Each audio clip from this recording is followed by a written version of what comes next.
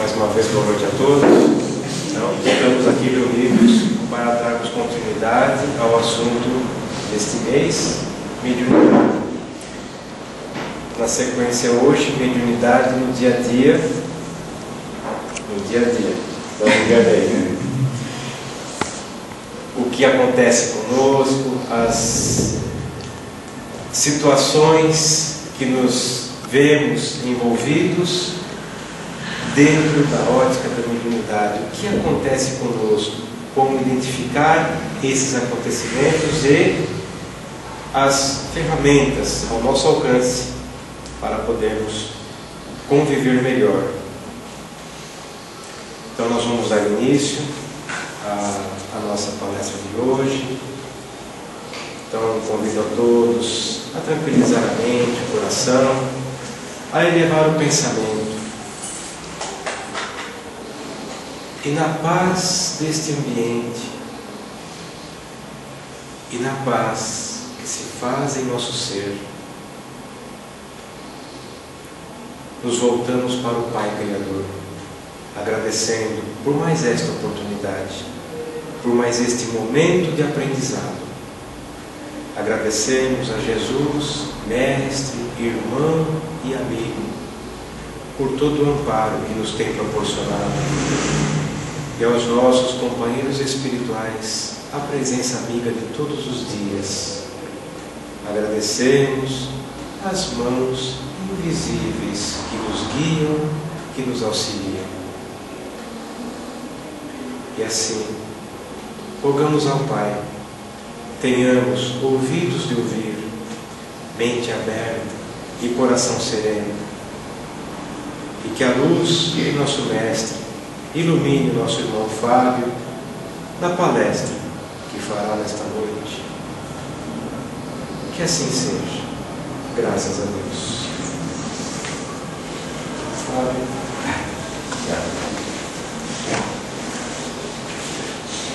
Muito boa noite a todos. É sempre um prazer, principalmente o tema, já que esse ano nós estamos comemorando o 60º do Livro dos Espíritos, o do Livro dos Médiuns, esse livro que esse ano completa 150 anos. Até hoje o maior tratado parapsicológico que a humanidade já teve notícia. E nós vamos falar, que nem o Ivan ressaltou, sobre a mediunidade no dia a dia. Mas para nós falarmos da mediunidade, muitas pessoas acreditam que a mediunidade seja uma coisa atual, uma coisa que começou a acontecer pelo menos depois que foi descoberta a doutrina espírita. E eu já estou tendo probleminha com o meu obsessor aqui, E a gente vai falar um pouquinho sobre a mediunidade, rapidamente, pela história.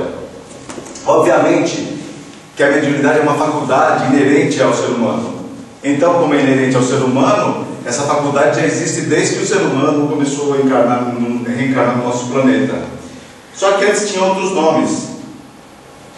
Por exemplo, em Israel, eles tinham o costume de chamar os médiuns de profetas, magos, pitons e pitonisas. Se nós formos ver no primeiro livro de Samuel, nós vamos ver que existe uma reunião mediúnica com a pitonisa do Endor, onde é evocado um espírito e o espírito se manifesta. Na Grécia, os médiuns eram chamados de sacerdotisas, pitonisas ou pitons também. No Egito, é um nome meio estranho, né? Eles eram chamados de hierofantes. Eu estava vendo uma palestra do José Raul Teixeira, e ele falou que deve ser meio estranho, né? Você se referir a mim, a minha irmã hierofante, né? Parece que ela é uma pessoa, né? Mas eram chamados de hierofantes.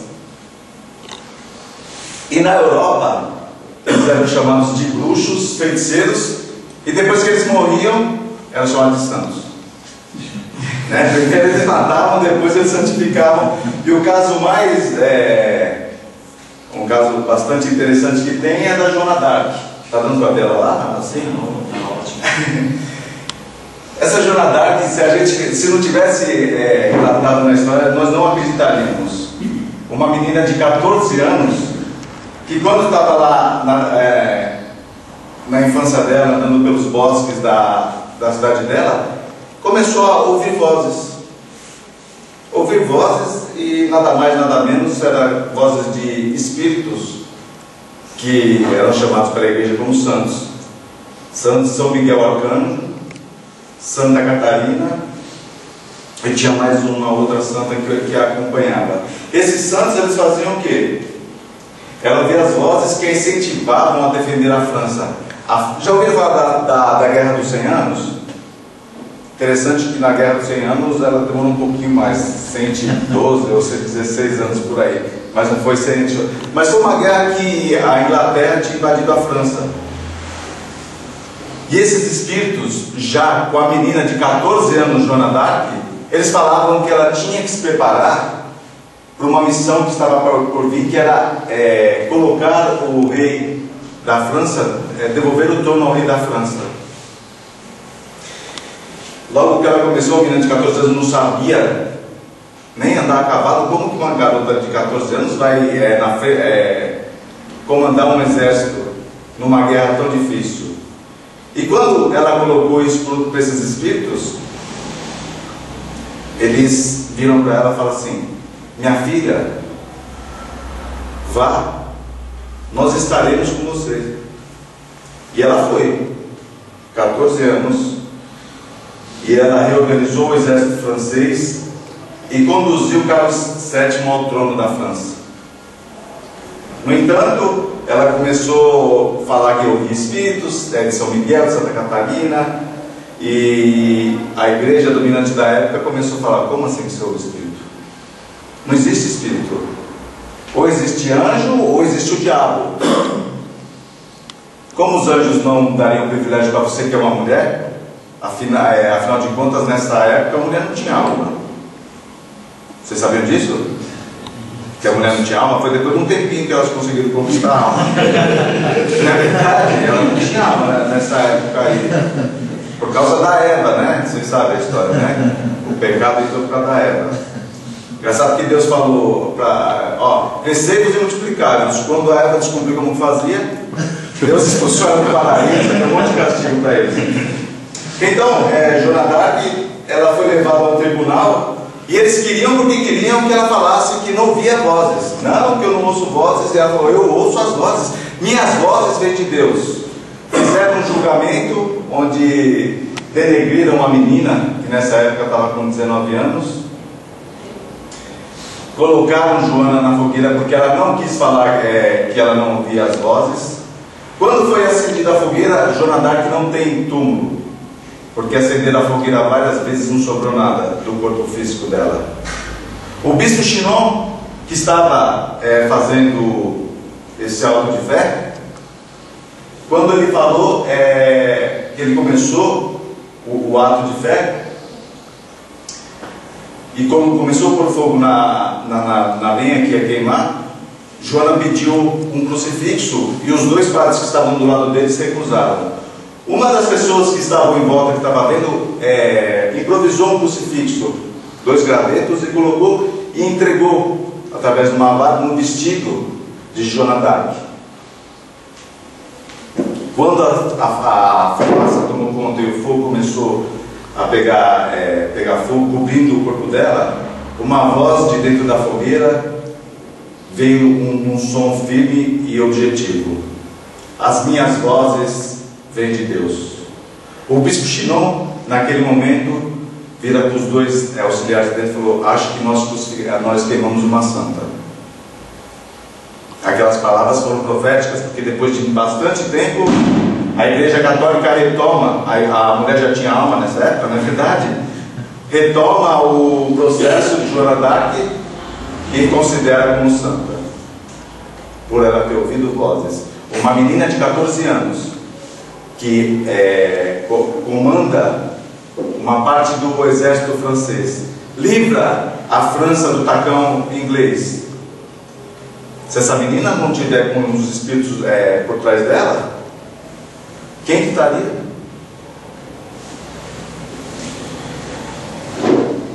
Então, quem são os médiuns, né? Allan Kardec, no item item 159 fala: todo aquele que sente, num grau qualquer, a influência dos espíritos é, por este fato, médium. Essa faculdade é inerente ao homem, não constitui, portanto, um privilégio exclusivo. Por isso mesmo, raras são as pessoas que dela não possuem alguns rudimentos. Pode por dizer-se que todos são mais ou menos médiuns. Quando o Kardec fala mais ou menos, ele não está falando assim, ó, eles são mais ou menos, tá?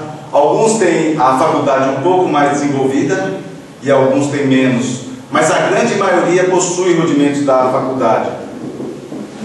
Quando você tem um sonho que algum espírito vem e te avisa, é um tipo de uma comunicabilidade existente entre os espíritos e a gente.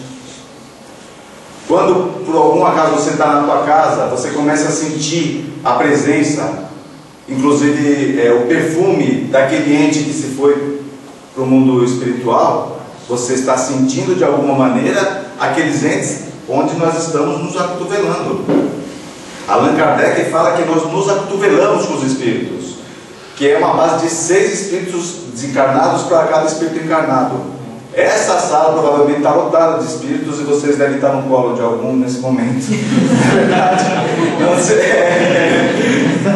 Não se desesperem, né? Eles estão assim: ah, mas tem espírito para todo lado? Tem.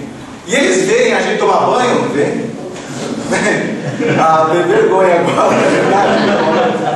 Mas vocês ficaram descobrindo agora que que eles estão lá. Tem gente que fala assim. Uma vez eu estava vendo uma pessoa falou: Fábio, eu creio na doutrina, eu sei como se passa, mas eu vou ser sincero, eu tenho um mordimento de espírito. Eu falei: ah, é verdade, meu irmão? Quando vou fazer a prece antes de dormir, eu deixo a luz acesa. Eu falei: mas por quê? Ah, porque eu tenho medo de deixar apagada. E eu falo: meu irmão, os espíritos, quando eles desencarnam, eles levam as mesmas tendências. Eles não se modificam.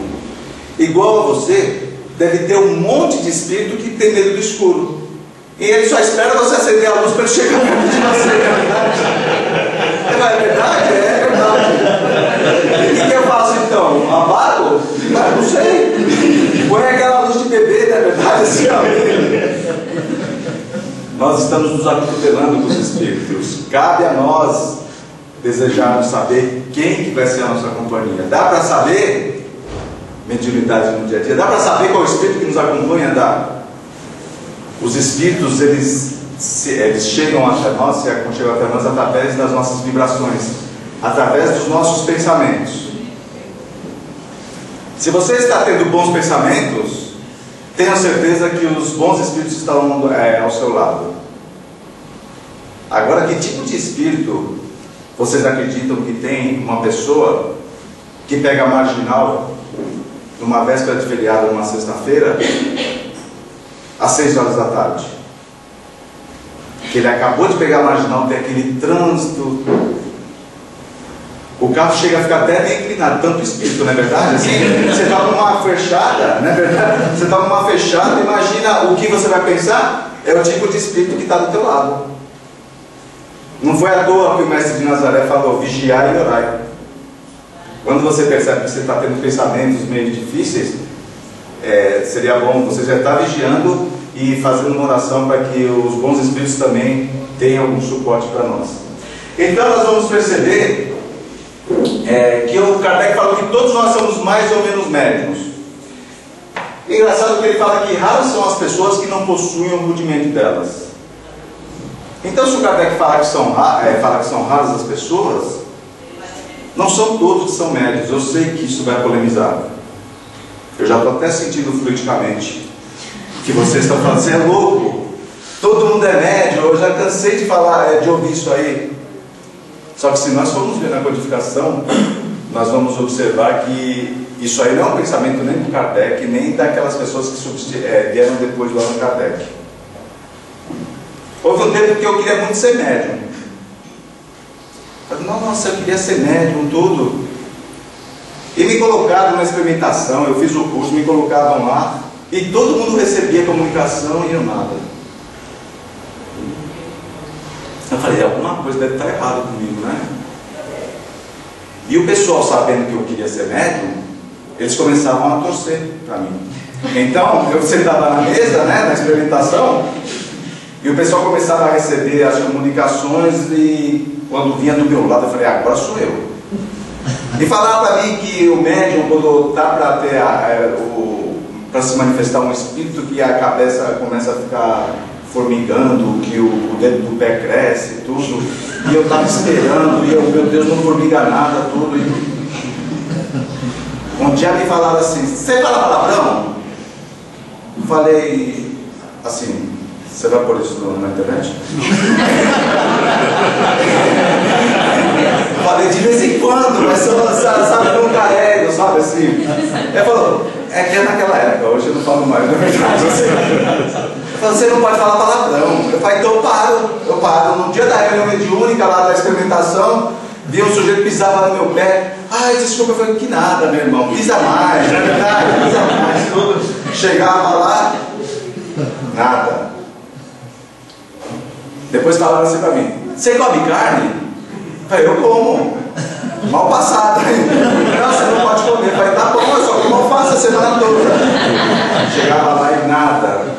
E eu descobri que eu não possuía rudimentos da faculdade. É lógico que todos nós somos influenciados pelos espíritos. Isso eu não tenho a menor dúvida. Se eu duvidasse disso, eu não seria espírita. Mas eu não sirvo como um intermediário do mundo espiritual para o mundo físico. Médium vem da palavra intermédium, que Allan Kardec falou que é o quê? Intermediário entre o mundo espiritual e o mundo físico. Então, médium não é nada mais, nada menos do que uma ponte de comunicação entre os espíritos e os homens. Raros são aqueles que não possuem. Eu não possuo. E eu fui fazer a besteira de falar isso no ano passado para uma aluna minha do curso. E ela trouxe um monte de obras. Ela falou, tá vendo, você é médium, tudo. Eu falei, tá bom, então, né? Já que você quer que eu seja, eu sou. Mas isso não me faz nem melhor nem pior. Como se essa faculdade também não faz ninguém nem melhor nem pior. Geralmente, essa faculdade, ela vem para quem cometeu alguns erros no passado. E tem a oportunidade de trabalhar com a faculdade da mediunidade. Vocês podem estar pensando quem for médium. Quer dizer que eu sou bonzão, que eu não tenho a faculdade, e quem é médium é porque, não é isso. Mas Joana de Ângeles fala para Divaldo que quando você possui essa faculdade, você tem a oportunidade de fazer 2 encarnações em uma só. Porque além do bem que você pode fazer como encarnado em uma pessoa comum, você ainda pode servir de intermediário para que os bons espíritos façam bem para os espíritos que estão do outro lado mais perturbados e para os encarnados que estão aqui. Tá? No entanto, para quem fala que todo mundo é médium, o Kardec, nesse mesmo trecho, ele fala: todavia, usualmente, assim só se qualificam aqueles em quem a faculdade mediúnica se mostra bem caracterizada e se traduz por efeitos patentes, de certa intensidade, o que então depende de uma organização mais ou menos sensitiva. Ou seja, o próprio Kardec vai falar: olha, todo mundo é médium, mas nas minhas obras eu vou chamar quem tem a faculdade patente. Ou seja, quem vai numa mesa mediúnica e recebe comunicações de espíritos. Tá? Quando eu falar sobre médiums aqui, eu vou estar falando nesse tema aqui, daquelas pessoas que possuem a faculdade ostensiva. Alguns indícios do desabrochar da mediunidade, né? Alterações emocionais súbitas. Alguns de vocês, por um acaso, está com a vida tranquila, está com a vida ganha, muito dinheiro na conta, saúde para a família, tudo, de repente fica triste. Sim. Eu não sou médium vidente, eu só estou mais os espíritos a responder. Eu estava esperando vocês, obrigado. Sim, aconteceu? Às vezes, várias vezes, eu tenho tudo e fico triste, às vezes, me dá tristeza. Justamente, Divaldo Pereira Franco, volto a falar do Divaldo, ele falava que quando estava desabrochando a mediunidade dele, ele chegava num grupo onde estava todo mundo dando risada, ele ficava feliz, cara, morria e dá risada. Se ele fosse para um hospital, a pessoa estava sentindo dor, ele começava a sentir dor também. Via alguém triste, ficava triste. Porque o médium é como se fosse uma esponja, e ele vai absorvendo a composição fluídica de quem está ao lado. Muitas vezes mudanças emocionais súbitas são indícios, porque se eu vou falar para vocês, é só isso o indício de quem está começando a desabrochar a faculdade, eu vou estar errando, porque isso aí pode se multiplicar ao infinito. Não existe uma forma de bolo falando, olha, se você tiver alteração súbita, você é médium, tá? Não é isso que ocorre. Acentuada sensibilidade emotiva, aquilo lá que eu estava falando do Divaldo, né? Às vezes você pode ter uma acentuada sensibilidade emotiva e não ser médium. Esse é meu caso. Quando eu estava fazendo o curso aqui nessa casa, me convidaram para eu trabalhar na entrevista aqui. Eu falei, não, meu irmão, para isso não dá para fazer não. Falou, por quê? Porque você imagina, vocês não têm noção de quantas pessoas passam por dificuldades. E não são médiums, porque médiums passam por dificuldades e quem não é médium também. Às vezes meus alunos, quando eu estou dando o curso, vêm com alguma dificuldade, Fábio, o que eu faço agora? A pessoa começa a chorar. Eu falei, eu não sei, é capaz de eu chorar, abraçar os dois, abraçar os dois deprimidos.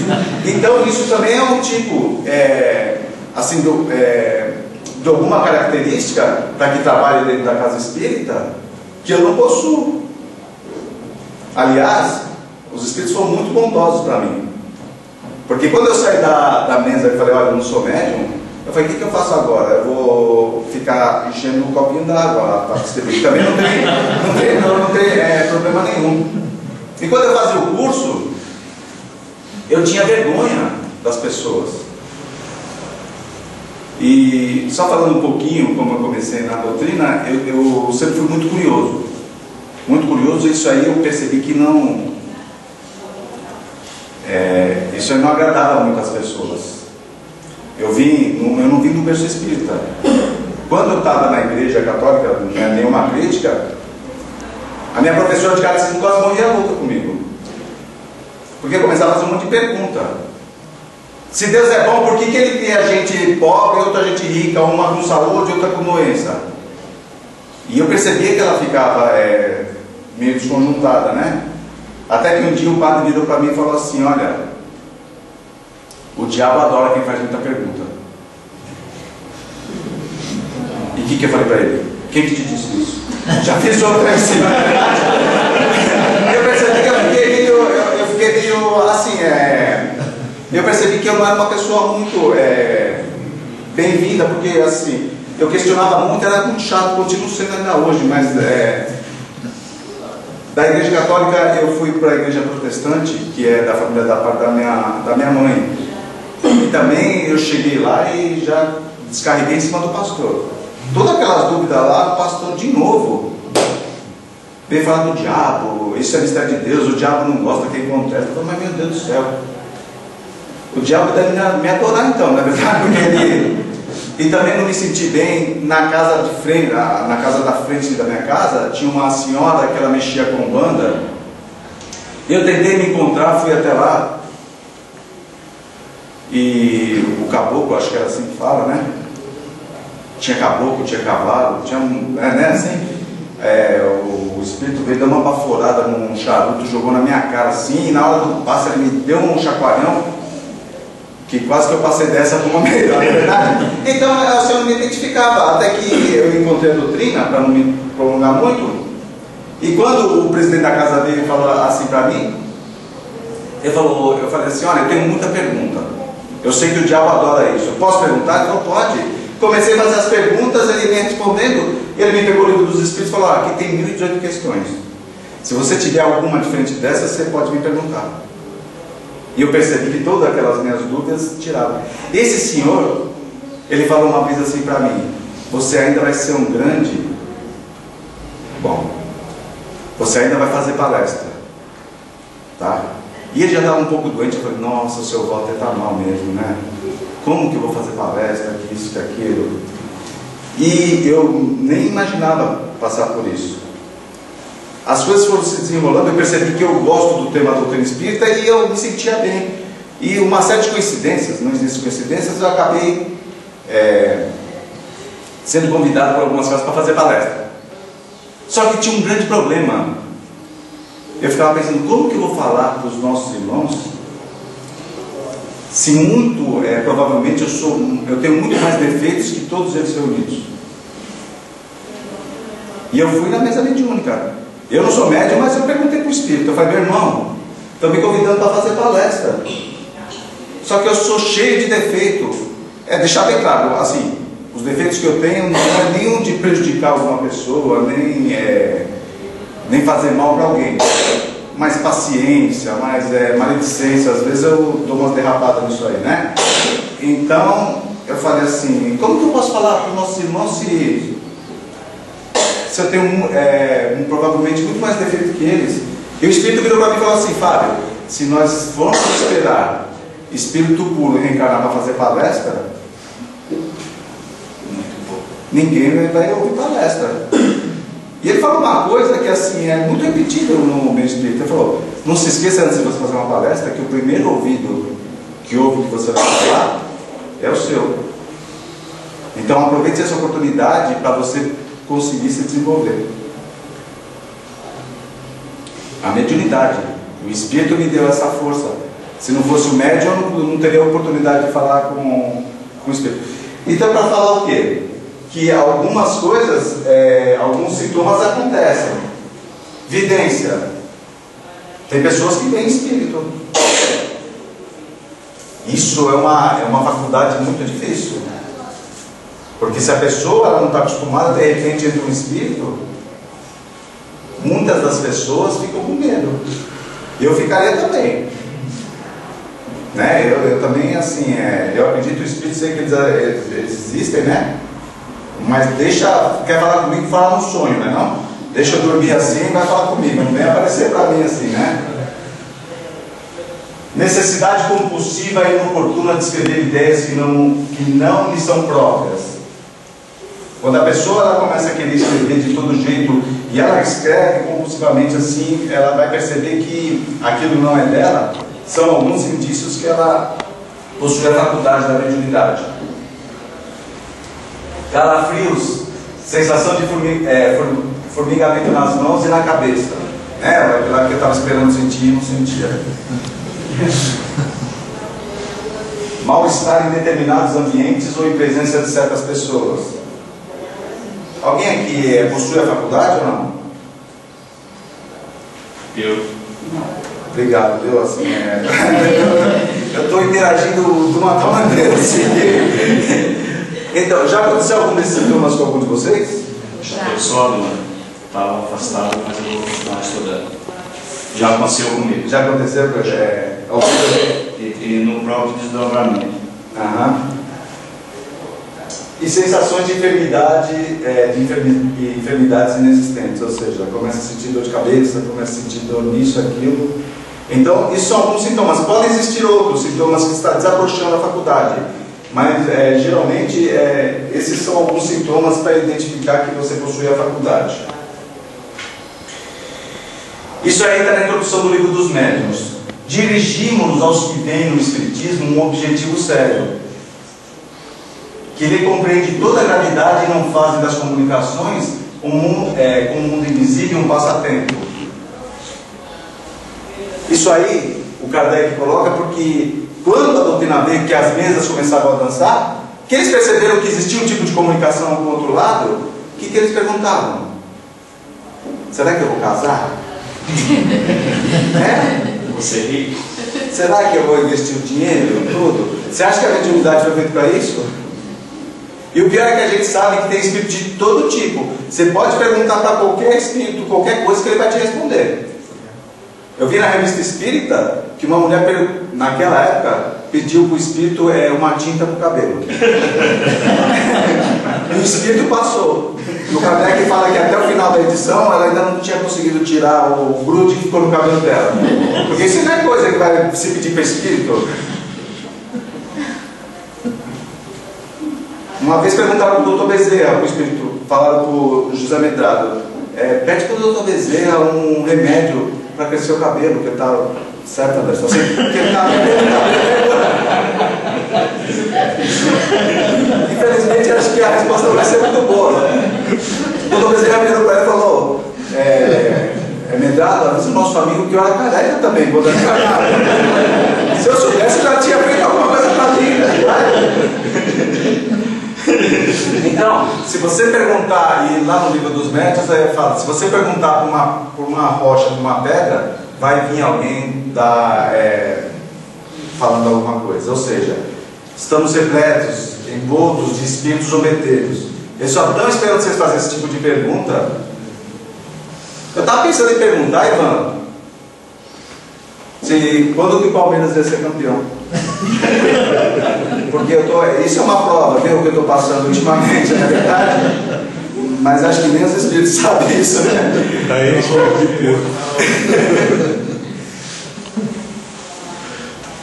Então, é muito importante que aquelas pessoas que possuem a faculdade utilizem para coisas boas.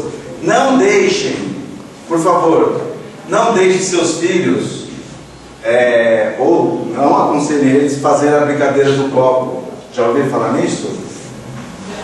Não deixem. Algumas pessoas levam na brincadeira, mas isso aí pode trazer consequências muito graves. Justamente por causa disso.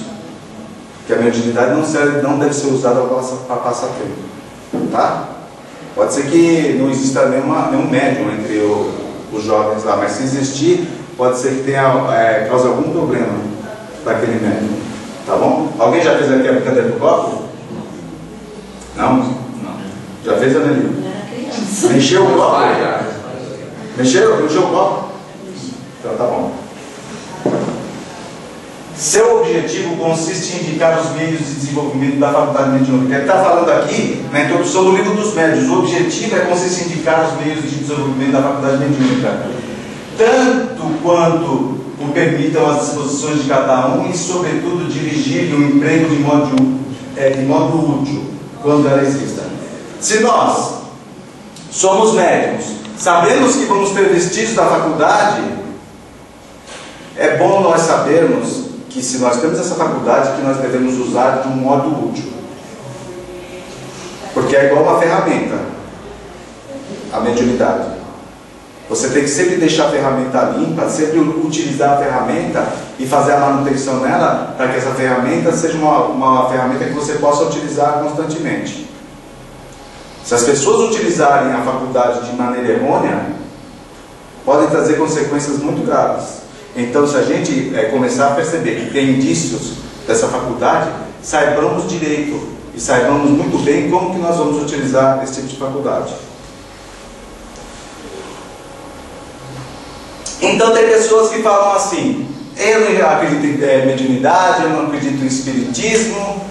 Tem uma pessoa que, na outra casa que eu frequento lá em Guarulhos, que ela abria e fechava a porta do passe. Uma vez tiraram ela dessa função, porque perceberam que ela estava acomodada, e simplesmente ela deixou de ir no centro e deixou de ser espírita. E foram perguntar para ela: mas por quê? E ela falou assim: porque eu nunca vi espírito. O fato de nós nunca termos visto espírito, isso leva a que os espíritos não existem? Porque se eu falar que isso é certo, então não existe doença, não existe micróbio. Alguém aqui vê micróbio? Mas eles existem. Existe um apito para cachorro que quando você assopra, ele fica numa frequência que só os cachorros ouvem. Eles possuem a faculdade de ouvir naquela frequência. Vocês querem dizer que não existe o apito, nem existe o cachorro por causa disso? Por exemplo, quando eu falo que tem um gato nessa foto aqui, as pessoas falam: você é louco? Como não?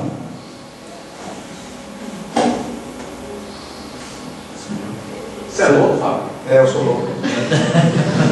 Eu já achei, já. O fato de algumas pessoas não ter visto o gato aí constitui que ele não exista? Tem um pensamento que diz: só que não se vê. O fato de não se ver, será que eu sou médium, vidente? Não. Ninguém viu um gato aí? Vocês têm certeza? Mais um minutinho? vez de ser sorteio do livro, vai ser para quem achar o gato. Ah, é? Já achei, então. Já achei. Achar o gato? Poxa, vocês não enxergam nada, hein? Aí, ó, eu não levo. Achar o gato? Ele estava aí? Acho que não. Ah, eu pus agora. Então, os espíritos não estão nem querendo saber se a gente acredita que eles existem ou não acredita. Eles vão continuar a existir, independente de nós acreditarmos ou não. Tá? Hoje em dia eu vejo muitas pessoas falando: ah, eu queria tanto ser médium. Existem outras pessoas falando assim: eu tenho a mediunidade e eu quero fechar que você fecha meu corpo. Ah, mas como é que fecha corpo? Eu não sou desculpa da morte, como que eu vou fechar meu corpo? E cadê meu livre-arbítrio, né? Eu não quero a mediunidade. Cadê meu livre-arbítrio? O teu livre-arbítrio foi utilizado antes de você reencarnar. Porque foi antes de reencarnar que você escolheu que possuiria a faculdade para trabalhar com essa faculdade.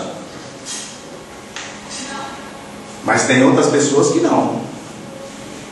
E tem alguns casos interessantes, quando você passa muito tempo com muitas pessoas. Uma vez uma pessoa chegou para mim e falou: Fábio, eu estou convicta de que a minha mediunidade é missionária. Eu falei: é? Poxa, eu tenho uma coisa muito importante a realizar nesse mundo. Eu falei: não brinca. Né? E ela falou: você não queria ser médium que nem eu? Olha que pergunta danada, né? Eu falei: não sei, eu não te conheço direito assim ainda, né? Como que eu posso saber? E como Chico, você queria ser médium igual o Chico Xavier? Vocês gostariam de ser médium igual o Chico Xavier? Eu gostaria de ter a moral que o Chico Xavier tem. E com aquela moral que ele tem, eu poder trazer a mediunidade que ele tem. Com a moral que eu tenho e com aquela mediunidade turbinada, existe esse termo no Espiritismo, né? Não? Aquela mediunidade fantástica, não ia dar certo. Então vamos ver, para essas pessoas que acham que são... tem algum médium missionário aqui? Tem ainda, não tem nenhum. Vamos ver esses médiums. Ouvindo falar de Osaka Paladino? Uma menina que ficou órfã, já começou aí. Eu vou contar rápido, mas a história dela é fantástica.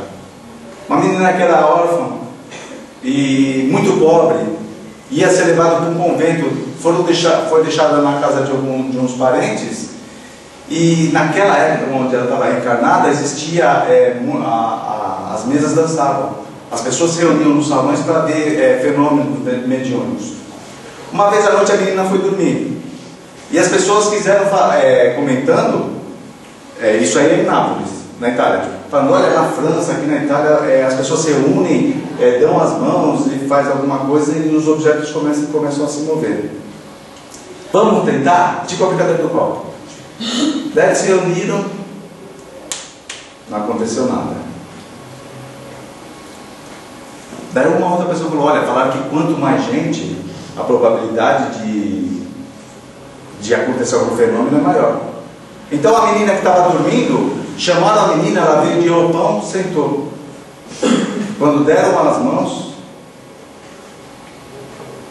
os sapatos de todas as pessoas saíram do pé, as cortinas começaram, como se fosse uma ventania forte, e as mesas começaram a agitar. Todo mundo tirou a mão, assustado, mas falando: nossa, aconteceu. Então eles faziam um ritual, falavam: mas quem será que é agora? Cada um colocava a mão em algum lugar, nada acontecia. Quando essa menina, ela levantou as mãos, de novo, fenômenos fantásticos começaram a acontecer, de coisas se levantarem e tudo. Nós devemos muito a essa médium Osaka Paladino, porque ela não se incomodou de ser examinada. Ela deixou ser levada em todas as experiências, ser examinada, para que as pessoas soubessem da mediunidade. Levaram-na ao Dr. Chiaia, que era um famoso cientista da Itália. O Dr. Chiaia passou para César Lombroso, que estudava isso. E César Lombroso, o cientista, já estava sendo contratado para desmistificar todos esses fenômenos, falando que não existia. Chega o Zapa Paladino e fala que ela está disposta a fazer qualquer tipo de experiência para mostrar que ela estava correta. No dia certo, o Dr. César Lombroso fez a menina tomar vomitórios, porque sai o ectoplasma nas materializações da boca. Então, para eles não pensarem que era um pano, eles faziam ela vomitar.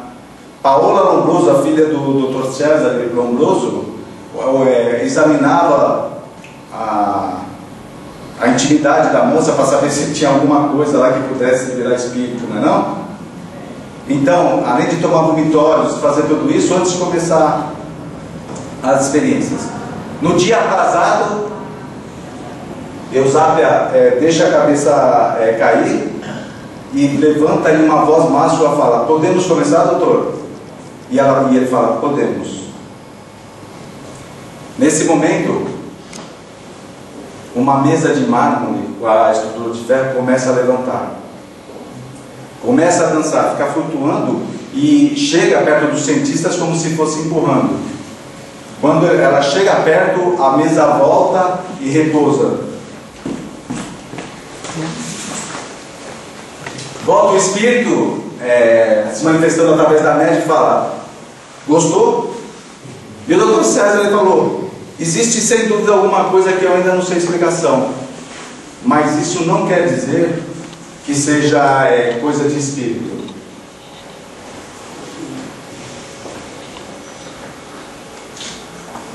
E o espírito vira e fala assim para o Dr. César: podemos fazer uma coisa melhor se o senhor quiser. Ele fala: tudo bem. A médium abaixa a cabeça de novo e começa a sair ectoplasma de todos os orifícios do rosto dela. Está vendo? Na fotografia assim, não sei se está muito fácil de vocês verem. Não é o Zapa Paladino, mas eu só estou mostrando como se vai se formando um espírito quando ele está se materializando. Vai saindo como se fosse tipo um algodão, assim, alguma coisa branca do rosto. Alguém está com dificuldade de ver? Eu mostro lá. E vai se formando um espírito. De uma câmera escura que estava o Zapa Paladino, sai um espírito que abre a cortina e vai se caminhando até o Dr. César. Quando chega perto do cientista, o espírito levanta o véu que estava cobrindo o rosto e fala assim: mio fiore. Era a mãe do Dr. César Lombroso. A partir daquele momento ele não tinha mais dúvidas da mediunidade. A mãe senta, pega nas mãos do Dr. César Lombroso. Aqueles que acham que mão de espírito é gelada, esqueçam. O espírito ele tem pulsação. É como se fosse como se fosse encarnado.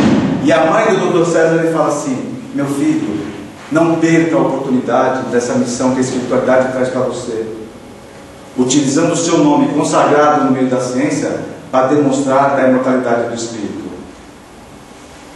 E ele se tornou, com todo o seu nome, famoso cientista da Itália, falou que os espíritos existem sim. Certo? Essa médium, ela foi a mais examinada do mundo. Ela foi para vários e vários lugares para presenciar. E todos os lugares colocavam botas pesadas nela, colocava talco em volta dela para saber se ela estava fazendo algum tipo de falcatrua, que ela aparecia. Colocavam até equipamentos eletrônicos da época nos pés dela para saber se ela se levantava. Ninguém provou nada contra a médium Eusápia Paladino. Florence Cook, William Brooks, prêmio Nobel. Quando esses fenômenos começaram a aparecer, a Rainha Vitória da Inglaterra contratou ele, que era da época era um cientista top de linha. Contratou para ele desmistificar, para ele acabar com esse negócio de espiritismo. Na mesma época, chega a médium Florence Cook e fala: olha, eu fico disposta a fazer qualquer tipo de experiência que o senhor quiser. Qualquer tipo de experiência eu me disponho. Só com uma condição. Ele falou: o que é? Que o senhor publique tudo que o senhor vê nas reuniões. E realmente aconteceu. Vocês estão vendo a médium lá em cima? Florence Cook. Começavam as reuniões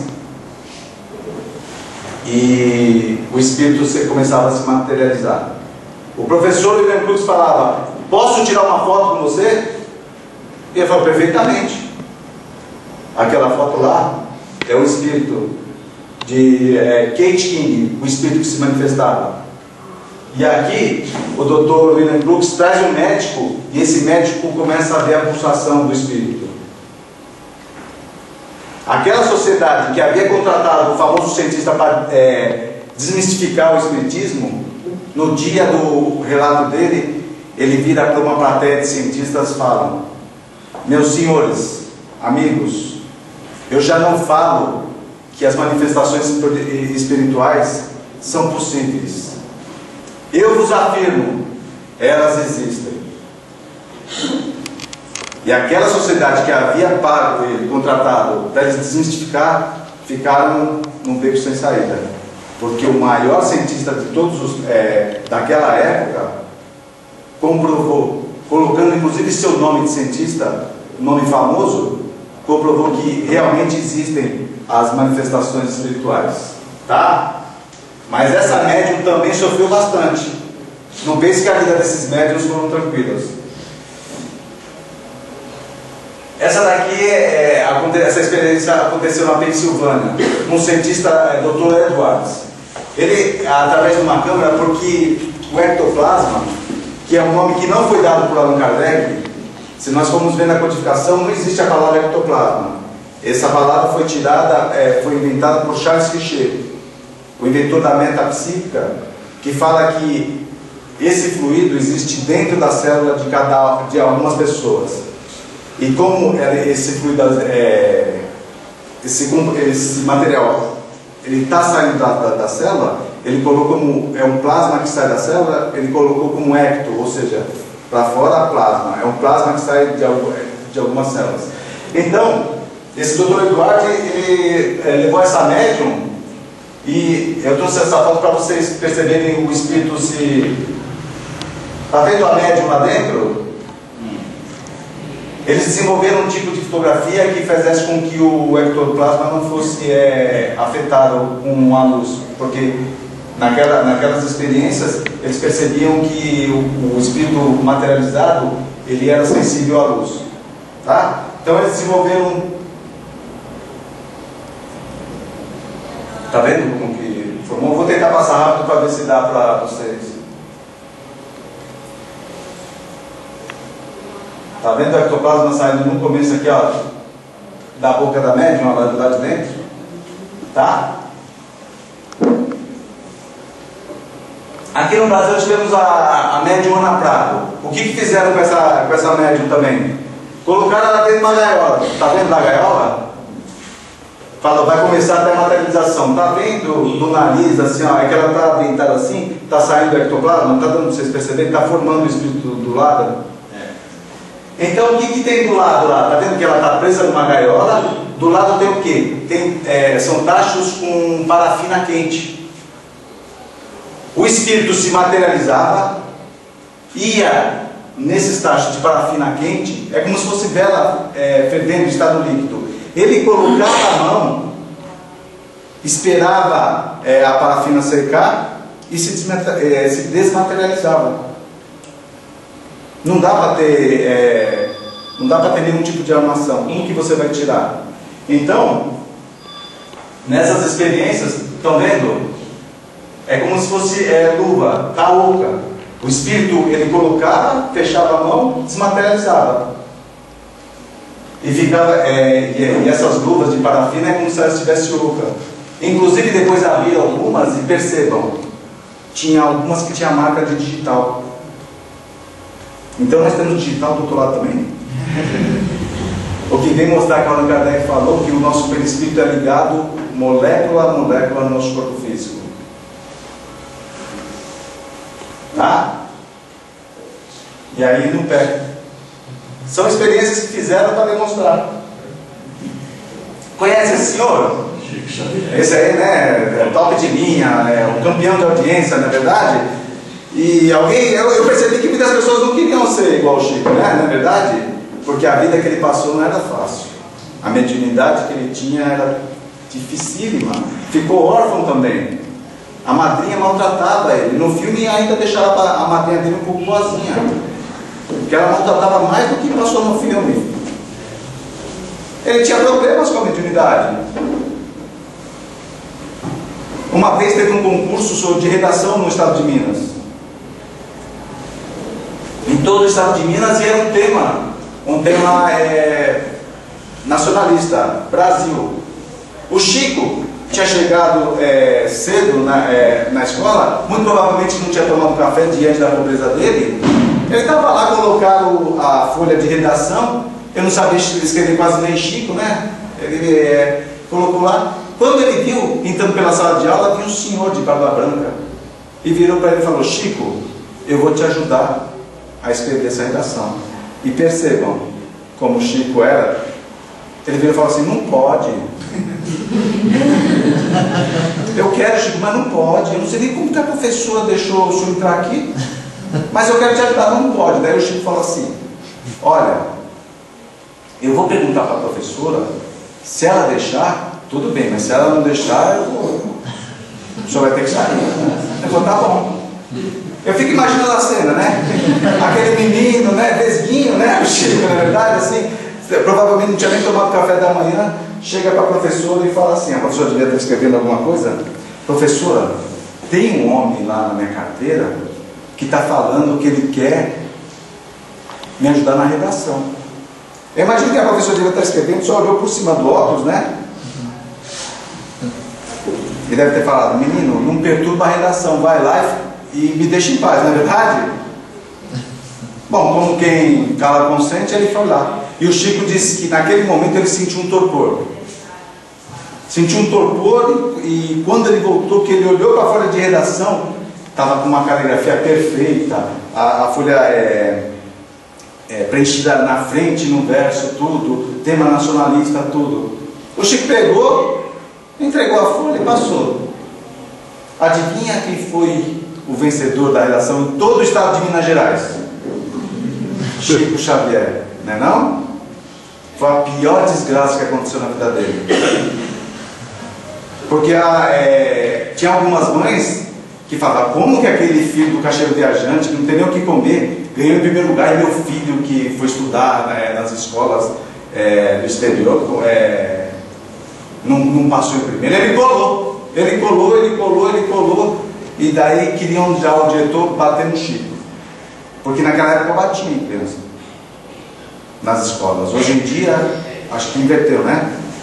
A criança chega e fala: senta aí com o professor, se não sentar se apanha, não é verdade? Hoje em dia está assim.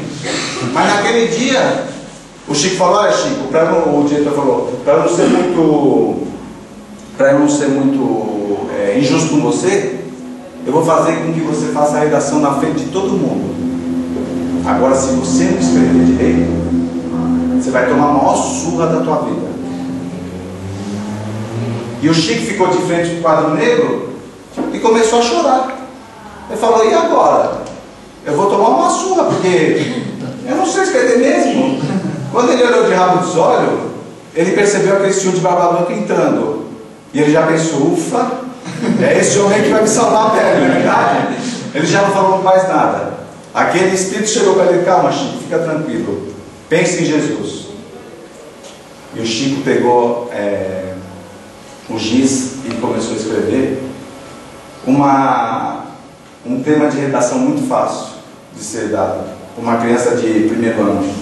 Areia. Vocês já pensaram em fazer uma redação sobre areia? Você fala assim: olha, eu gosto da areia, na praia tem areia, para construir a casa a gente constrói com areia. O que era? Surra na certa, não é verdade? Falando: não é possível, né? Imagina uma criança no primeiro ano dar um tema desse com areia. E quando leram a mensagem que estava escrita no quadro negro, fala mais ou menos assim: meus filhos, que ninguém escarneça da criação. Um grão de areia pode parecer quase nada, mas é como se fosse pequenina luz iluminando a dimensão do universo glorioso de Deus. Eu daria tudo para estar vendo a cara do diretor e daquelas mães diante de uma...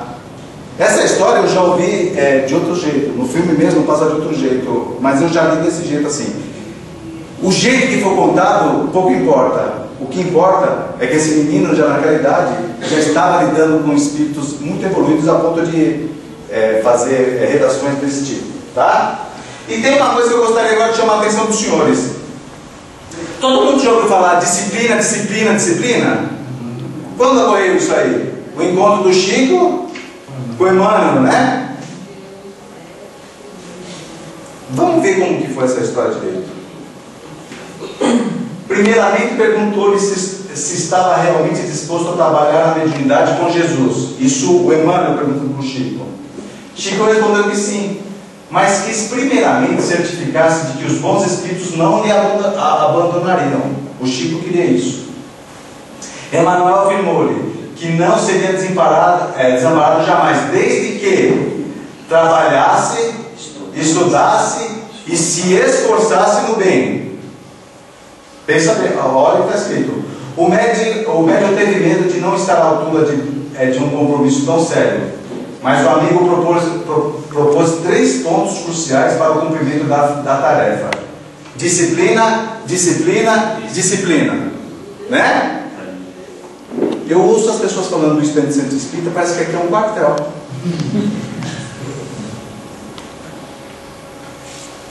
Quando o Emmanuel fala de disciplina, a primeira é para quê? Trabalhar-se no bem. Disciplina para quê? Para estudar-se no bem, para estudar no bem. E a terceira disciplina é para quê? Para se esforçar-se no bem. Só que hoje em dia tem pessoas dentro da casa espírita que acham que disciplina é horário. Olha, se não chegar até, eu fecho a porta, o sujeito não entra mais não. Às vezes você está numa casa espírita fazendo palestra, você está tentando terminar o pensamento e o dirigente da casa está...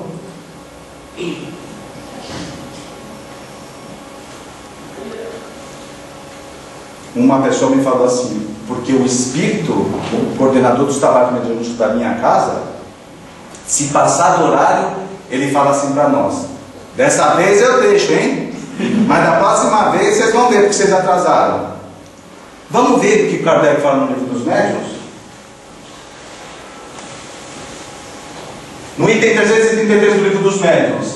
Há ainda um outro ponto não menos importante, o da regularidade das reuniões. Em todas, sempre estão presentes espíritos a que poderemos chamar frequentadores habituais, sem que com isso pretendamos referir-nos aos que se encontram em toda parte e em tudo se metem. Aqueles são ou espíritos protetores, ou os que mais assiduamente se veem interrogados.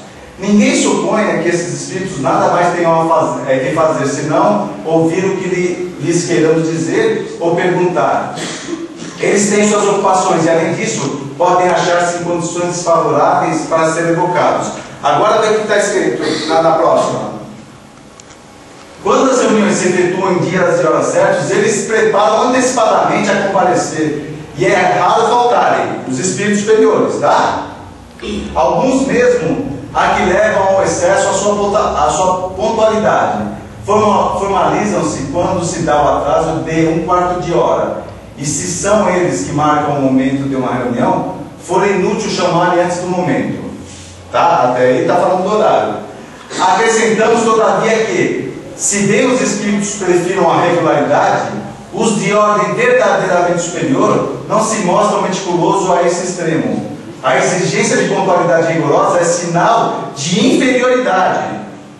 Como tudo que seja pueril, mesmo fora das horas pré-determinadas, podem eles, sem dúvida, comparecer se forem de boa vontade e se é útil o fim objetivado.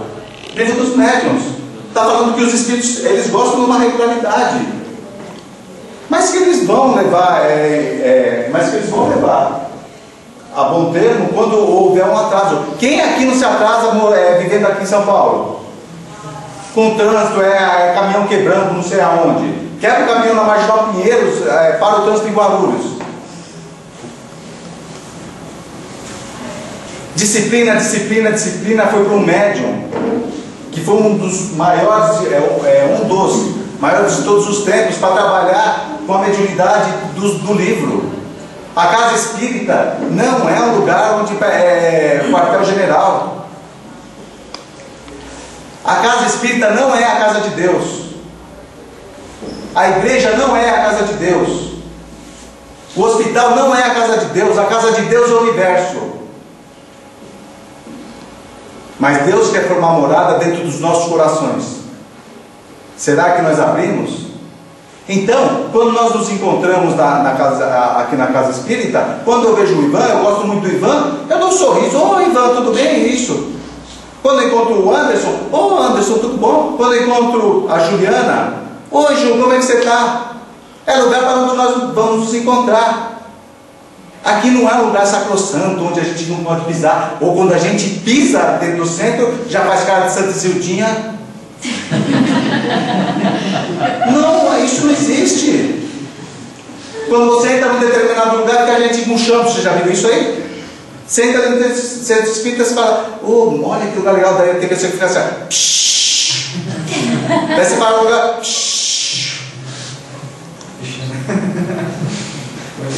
de onde que tiraram isso? O silêncio é uma prece. Eu não sei, eu procurei na codificação, não vi onde está isso aí. Teve encontro de diretoria do outro centro que eu frequento, e quando eu vi um amigo meu, nós estávamos conversando tudo, nós começamos a bater papo, eu dei risada, tudo, chegou uma senhora e começou a fazer de novo, murchar do meu lado. Eu falei, tem alguém aí na casa? Não, só para vocês. Eu falei, por que você está pedindo para ficar quieto? É porque os espíritos já estão preparando o ambiente. Eu falei, e eles têm problema de ouvido?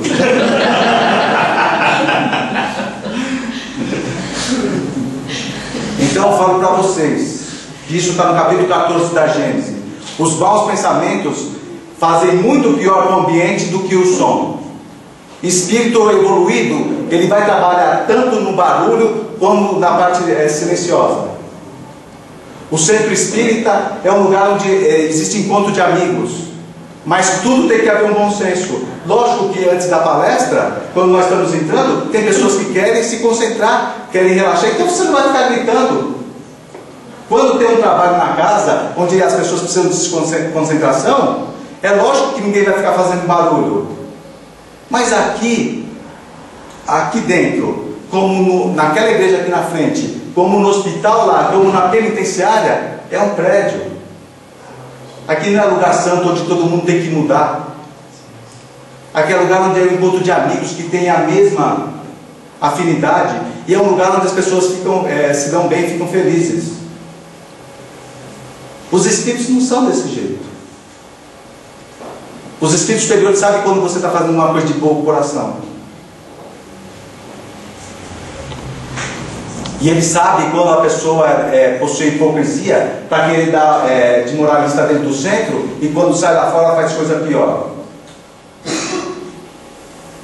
Então muito cuidado com modas que tem na doutrina espírita, porque isso são importadas de outras religiões. Não tem nada melhor para você fazer um ambiente agradável do que felicidade. Quando as pessoas estão felizes, elas emanam bons fluidos. É isso aí que os bons espíritos pedem. E bom senso, para quando tiver trabalho na casa, você não fazer algazarra nem bagunça. Certo? Vocês ficaram com medo de mim?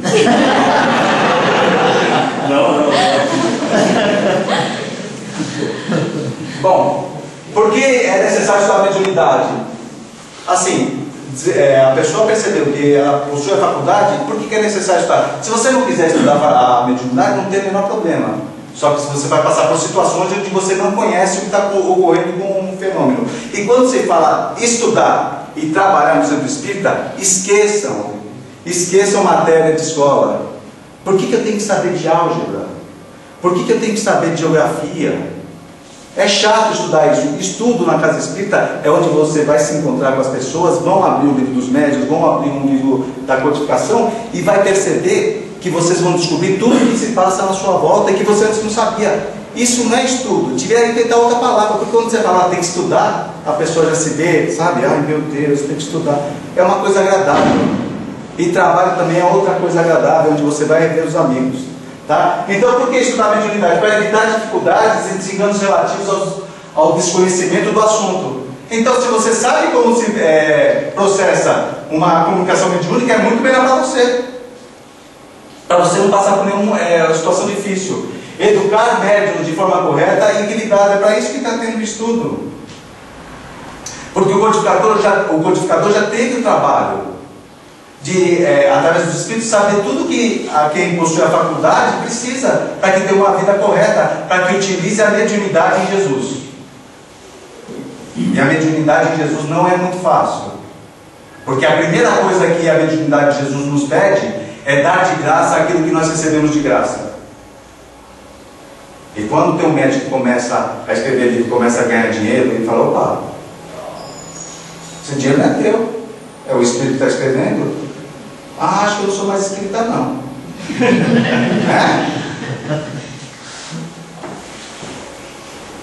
Porque é necessário conhecer os obstáculos e desafios relacionados à manifestação dos espíritos e o diálogo com entidades sofredoras, a obtenção de boas comunicações mediúnicas e a neutralização de atos oriundos de espíritos normalmente inferiores.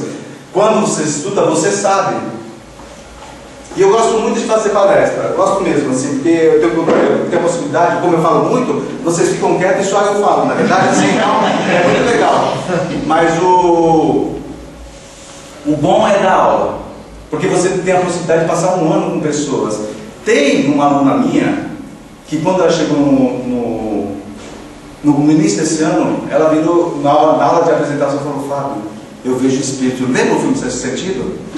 Você lembra? Você que menino fala: eu vejo espíritos, né? Eu falava: mas meu Deus, e aí?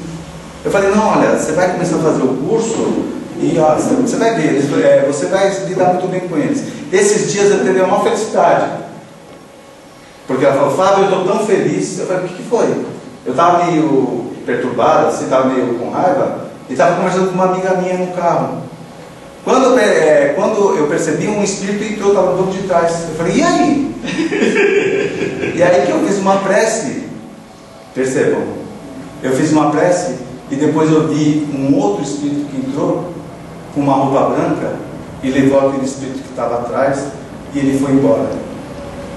E eu fiquei muito mais feliz do que ela, porque não tem nada melhor do que nós percebemos que as pessoas que passam por dificuldades em virtude da faculdade mediúnica se desvincularem dos medos e dos problemas e saberem lidar com a faculdade. Não tem coisa melhor. É lógico que foi por causa dela, não foi por causa que eu sou professor dela ou dou aula para ela. Ela foi atrás, ela pesquisou e hoje ela vai tranquilamente lidar com os espíritos que vão aparecer na frente dela. Agora, se ela não estudasse, iam primeiro falar que ela é louca. Porque as pessoas falam: não, esse espírito não existe, você está vendo isso? E quanta gente já não foi internado em um hospício? Deve estar tomando choque até hoje, porque não soube lidar com a faculdade mediúnica, tá? Médiuns despreparados, não assumem o talento com responsabilidade, ou seja, utilizam a faculdade de maneira que não é muito boa. Não se esforçam para viver com retidão moral. A disciplina mediúnica é falha ou ausente. Fogem das responsabilidades familiares e sociais. Julgam-se mensageiros especiais. Isso aí é terrível. Quando tem médico que fala que só traz comunicação do Dr. Bezerra, do Kardec, do São Francisco, toma cuidado. E ausentam-se do estudo. E daí, lembra que eu falei? Que a pessoa tem que fazer uma manutenção na ferramenta, a ferramenta sempre está boa. Acontece esse tipo de coisa e aí sim a mediunidade pode trazer problemas para a pessoa. Abraçam práticas exóticas. Aceita, já viram prática exótica? Eu sou médium. Como que é teu nome que está com a mão no queixo? Isa. Isa? Eu sou médium, descubro a minha faculdade diz. Eu falo, trago o teu amor em 3 dias. Né? Já viu isso aí? Isso aí é prática exótica, né? Eu nem sei se é casada, não sei se tem amor, eu só estou dando exemplo, tá bom? Assim, é coisa aleatória. Transforma-se em instrumento das sombras, ou seja, os bons espíritos vão utilizar a faculdade dela para fazer com que as coisas não são muito boas. Acreditam conhecer o passado e o futuro e profetizam e pontificam, ou seja, se acha muita coisa, tá? Faz com que o médium se ache muita coisa. E acabou. Que legal. Eu gostaria de falar que é uma mediunidade que, assim, o Kardec fala que todos nós possuímos.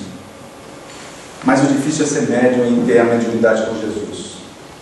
Nesse momento nós rogamos ao médium de Deus, o mestre de Nazaré. Numa das parábolas dele, ele falou que é chamada a parábola dos talentos, que todos nós reencarnamos, temos talentos, e todos nós aqui temos.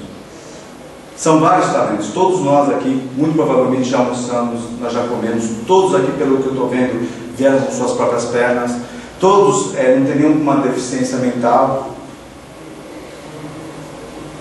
Isso são talentos que nós vamos levar para o outro lado. Quem é médium tem um talento a mais, que é a faculdade da mediunidade. Esse talento vai ser cobrado. A mediunidade no dia a dia é uma coisa extremamente tranquila, desde que nós saibamos lidar com ela. É necessário um estudo. Dessa maneira nós vamos evoluindo e vamos chegar até sermos espíritos puros e participarmos do exército do amor, da caridade e da fraternidade, onde o comandante é o Mestre Jesus. Que a paz desse Mestre esteja com todos nós, que ela se estenda a todos os nossos lares. Pela atenção de cada um de vocês, muito obrigado.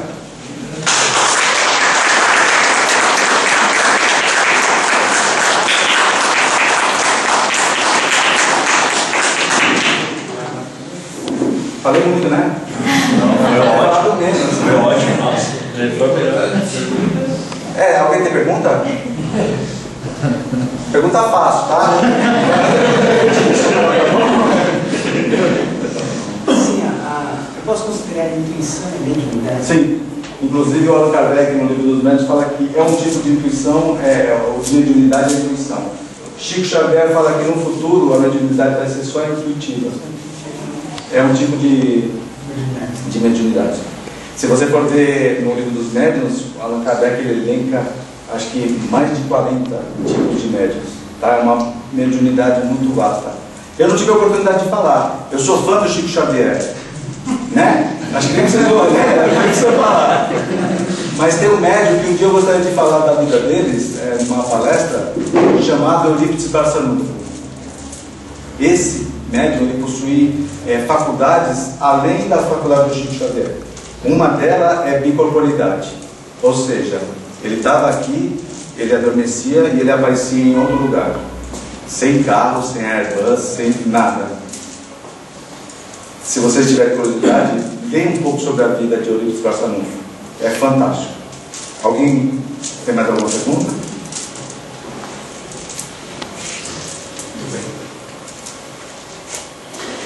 Vamos fazer o sorteio do livro, na sequência nós fazemos o encerramento. Vamos lá.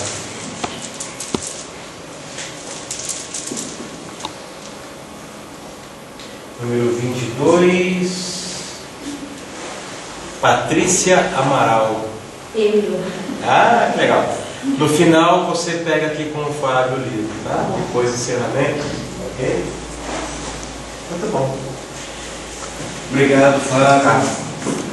É sempre bom a gente contar com pessoas como o Fábio, como os que já passaram por aqui, porque com a descontração, um assunto que parece ser um pouco pesado, difícil, fica mais fácil, fica mais leve.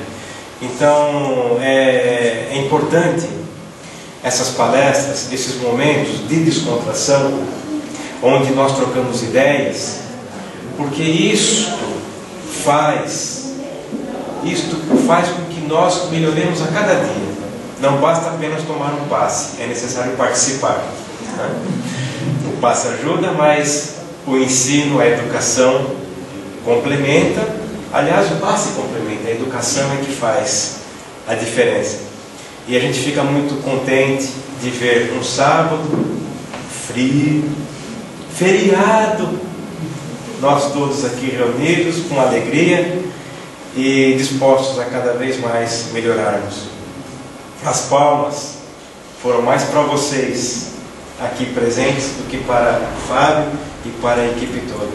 Nós agradecemos sempre a presença de vocês aqui e que possam, a cada dia, a cada sábado, os que estão trazerem outros, porque os assuntos que são tratados aqui, igualmente nas escolas, mas nas escolas em maior profundidade, mas os assuntos que aqui são tratados nos faz pensar e buscar o complemento no nosso lar, e essa busca clareia a nossa mente, suaviza o nosso coração e a nossa percepção se dilata e a vida fica melhor. Assim, convido a todos neste momento a fechar os olhos e com esse pouco mais que nos foi acrescentado, sabendo das energias que transitam em nós, vamos potencializar essas energias, colocá-las à disposição do plano espiritual, para que esses irmãos amorosos que aqui se encontram, alegres, contentes com a nossa presença, possam conduzir estas energias em forma de vibrações a todos que necessitam, trazendo paz a todos os corações, alegria, resignação, para que cada coração vibre num diapasão melhor, para que cada mente dos dois planos da vida neste planeta possa se iluminar, transformando o seu pequeno espaço num espaço melhor. E assim, cada um de nós seremos os responsáveis por um planeta melhor. Que a paz de nosso Mestre esteja conosco hoje e todos os dias, mas é a nossa responsabilidade em mantermos esta paz em nós. Fiquemos todos com o Mestre Jesus, na sua luz e no seu amor. Graças a Deus.